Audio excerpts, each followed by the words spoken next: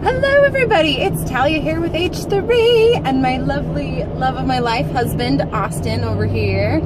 Today is our anniversary. We've been married for 9 years. Woohoo! And we're also going to be taking our little kiddos to Disneyland for the first time, so we're kind of excited. So today, because of our anniversary, I thought this month we could focus on the social, balancing our social life. Basically working on unity and our relationships with one another. So we're going to share a little something of what we've learned the last 9 years being together.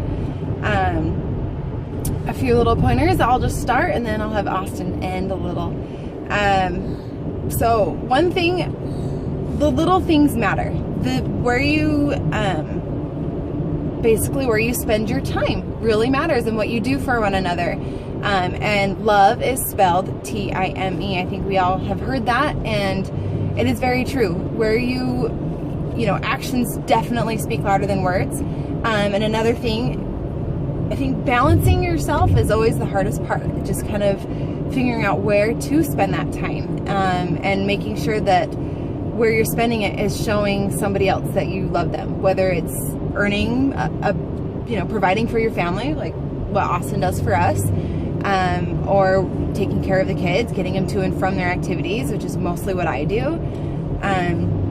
Another thing is you need to talk, you need to communicate, and part of communication is not getting fired up in whatever emotion you're feeling. It's telling them, hey, if I come across angry about this, it's because I am, and I'm not meaning to make that offensive. Or if that makes me feel sad, that, really communicating what you're feeling about a certain situation helps a lot. And no matter what, really working on cleaving to one another and loving them no matter what happens, good or bad, and you'll just continue to grow and become closer together. And one last point I have found is you always hear, you got to give and take. You got to give and take. I really like that, but I think taking isn't necessarily the right word. I think either accepting or receiving that which the other one is giving into you. And I think it's easier, at least for me, to always want to give than it is to have to accept. And I think part of the accepting part is just, being grateful for what that other person's doing for you. So anyway, what do you have to say about our 9 years of relationship? I would say practice makes perfect, and we're nowhere near perfect. Sorry, it's a late night. But you have to practice in everything, whether it's communication, whether it's scheduling, whether it's budgeting, whether it's whatever. You have to practice, and you have to be able to put those hours in to be able to have whatever works for you work. So that's what I've learned. Good job, babe. That is very true. Practice does make perfect. All right, to end here today, we'll end with our scripture in Romans chapter 12, verses 9. Let love be without dissimulation, which means have it be sincere, have it be unfeigned, and it needs to be real. That love needs to be real. And then abhor that which is evil. Abhor means to regard with disgust or hatred.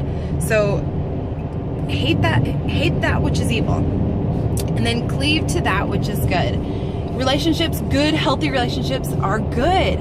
Cleave unto those things. Cleave unto your spouse. Cleave unto your family. Cleave unto God.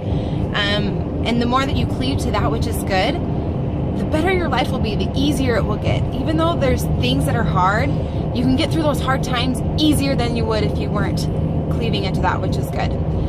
So, it was a late night. We are excited. We've been in California since Sunday, and so we're trying to get through this. We're excited for today. Woohoo! Disneyland! Anyway, happy Healthy Hump Day! Bye!